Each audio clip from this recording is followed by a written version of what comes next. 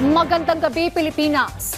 Bayan doble kayod ang pamahalaan para matiyak na walang maiiwan pagdating sa tulong para sa mga nasalanta ng magnitude 7.8 na lindol sa Mindanao. Mobilize na ang mga air asset ng pamahalaan para maabot pati ang mga nasa liblib na lugar. Yan ang ulat ni Clazel Pardilla.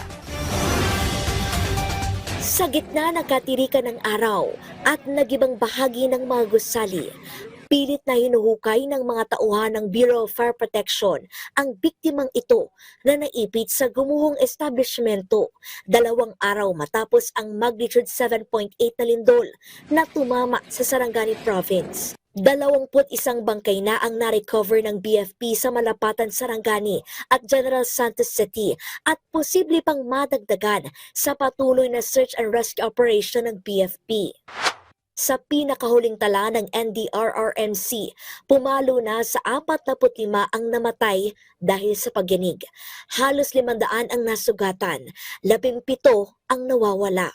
Alinsunod sa direktiba ni Pangulong Ferdinand R. Marcos Jr., patuloy ang ginagawang pagtulong ng mga ahensya ng pamahalaan sa mga biktima ng pagyanig. Sakay ng BRP Panglao, daan-daang kahon ng pagkain, tubig at mga hygiene kit ang ikinarga at inihatid ng Philippine Coast Guard sa Sarangani Province na episentro ng magnitude 7.8 na lindol.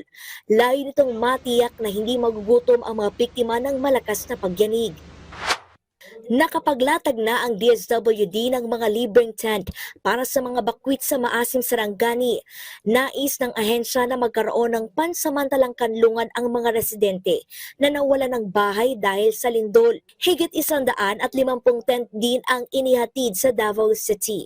Ayan po ang inuna ng Pangulo na ang mga kababayan natin na walang matirahan ay maaari sila munang manatili sa evacuation centers at sa mga provided na tents na sinasabi po ng DSWD. So, hindi po ito pababayaan. Namahagi rin ng relief goods ang Department of Social Welfare and Development sa mga tauhan ng sikat na fast food chain na gumuho sa General Santos City. Ayon sa DSWD, mahalaga ito para maitawid ang pangangailangan ng mga crew na nawala ng hanap buhay dahil sa sakuna. Biyaheng Soxorja na ang nasa 20,000 food pack mula sa pamahalaan. May kasama ring water filtration, mga damit at iba pang tulong. Mas maraming tulong pa ang inaasahang darating gamit ang mga air asset ng pamahalaan. Kahit po yung mga malalayong lugar at yung mga lugar na hindi po naaabot ng mga sasakyan natin sa ngayon dahil nasarahan po at nagkaroon ng landslide, nagawan po nila ng paraan para maabot po ang mga kababayan natin. Nag-deploy na ang Energy Department ng karagdagang tauhan para ayusin ang mga linya ng kuryente na nasira at nagdulot ng brownout matapos maapektuhan ng lindol. Kasabay nito, mahigpit din nating minomonitor ang fuel supply chain upang matiyak na sapat ang supply ng produktong petrolyo at nananatiling operational ang ating mga facilities at retail stations. Clazel Pardilla para sa bayan.